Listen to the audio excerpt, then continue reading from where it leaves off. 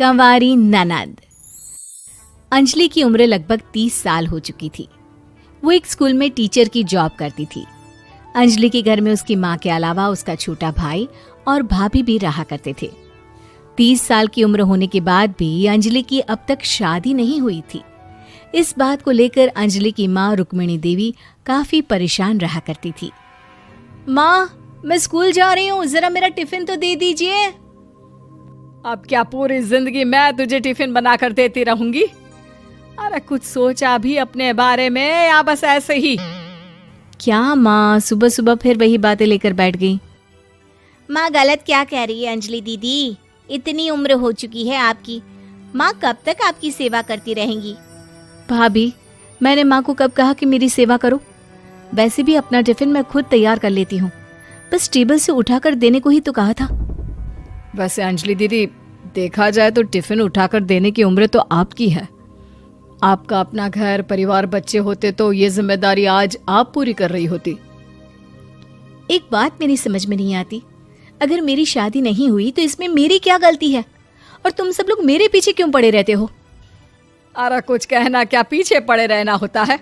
अपने छोटे भाई को देख, तुझसे 3 साल छोटा है लेकिन 2 बच्चे खेल रहे हैं आंगन में। मुझे आप लोगों की कोई बात नहीं सुननी, जा रही हूँ मैं। और आप में से किसी को मेरा कोई काम करने की जरूरत नहीं है, मैं खुद संभाल लूंगी। इतना कहकर अंजलि वहां से चली जाती है।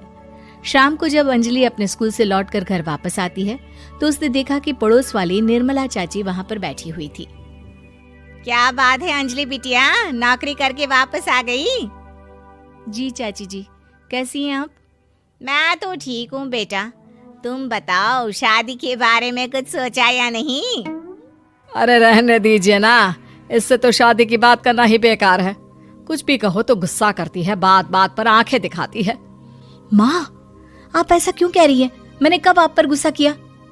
अरे अंजलि बेटा, तुम्हारी माँ ठीक ही तो कहती है। 30 की होने आई हो, अब तुम्हें भी शादी वादी कर लेनी चाहिए। चाची जी, आप तो ऐसे कह रही हैं जैसे शादी करने से मैंने मना किया हो। रहने दीजिए निर्मला चाची, हमारी अंजलि दीदी को अभी तक उनकी पसंद का दूल्हा नहीं मिला ना, इसीलिए वो शादी नहीं कर रही। भाभी, ऐसी कोई बात नहीं है। अरे तो फिर क्या बात है? तुम्हारी माँ ने तुम्हारे लिए इतने रिश्ते ढूंढे लेकिन तुम्हें कोई पसंद ही नहीं आता। क्या है ना चाची जी, हमारी ननद रानी नौकरी जो करती है ऐसे ही थोड़ी ना किसी को पसंद कर लेंगी। अरे भाई, नौकरी का घमंड है तो बात अलग है, कोई और बात हो तो बताओ, कोई रास्ता निकाला जाए। नहीं नहीं चाची जी, कोई बात नहीं है, बस मुझे अभी तक अपनी पसंद का कोई मिला नहीं है। सुन लिया आपने, इस लड़की के तो पर निकल आए हैं और इतनी उम्र में अपनी पसंद का कोई मिलेगा भी नहीं इसे। माँ, आप मेरी शादी को लेकर हमेशा मुझे ताने क्यों मारती रहती हैं? अपनी माँ की बातें तो ताने लगती है। ताने हैं? बताओ, मैंने कुछ गलत कहा क्या? देखो, ये सब छोड़ो, मेरी दूर की बुआ का बेटा है, उसकी अभी शादी नहीं हुई है, उम्र होगी कोई 34-35 साल। आप कहें तो बात आगे बढ़ाऊं? अरे हाँ हाँ, क्यों नहीं, ये भी कोई पूछने की बात है। अरे जल्दी से लड़के को यहाँ बुला लो। माँ, आप मुझसे पूछे बिना मेरी शादी की बात करने जा रही हैं और मेरी उम्र 30 भी पूरी नहीं हुई है। निर्मला चाची कह रही है कि वो लड़का 35 साल का है।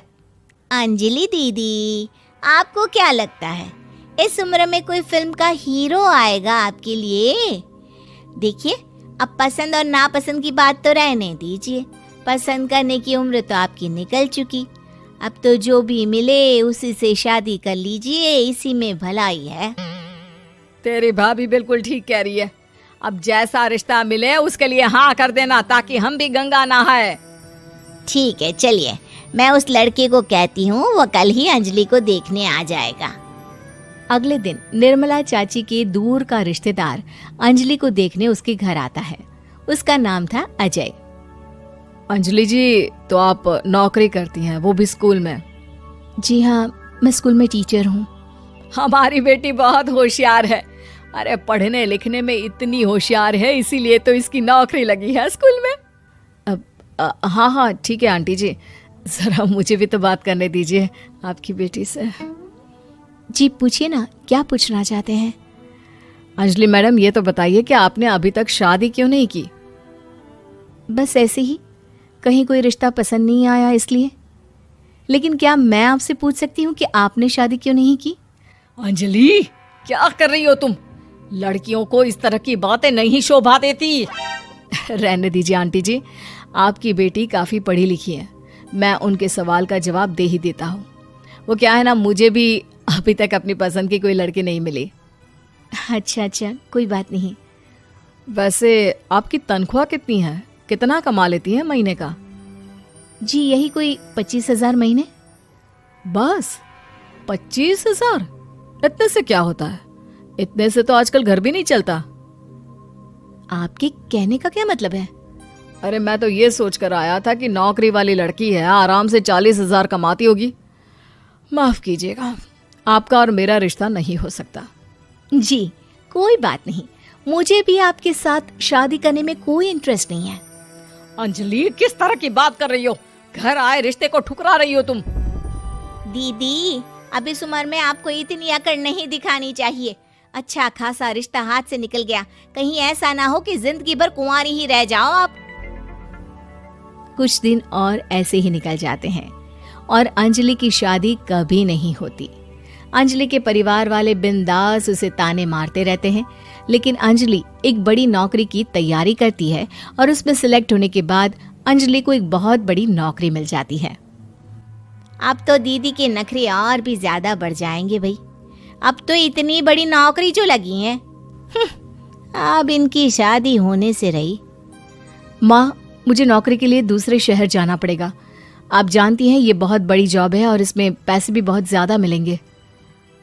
अच्छा, कितने पैसे मिलेंगे बेटा? माँ, मुझे हर महीने 90,000 सैलरी मिलेगी। क्या?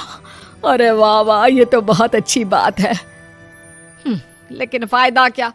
कितने भी पैसे मिले, शादी तो हुई नहीं ना तुम्हारी। अंजलि नौकरी करने के लिए दूसरे शहर में चली जाती है और जब कुछ महीनों के बाद वो वापस घर आती है तो उसे अपने पति के साथ देखकर उसके घर वाले हैरान रह जाते हैं। अरे अंजलि, तूने शादी कर ली और हमें बताया तक नहीं। और दामाद जी करते क्या है? इतनी बड़ी कार है उनकी।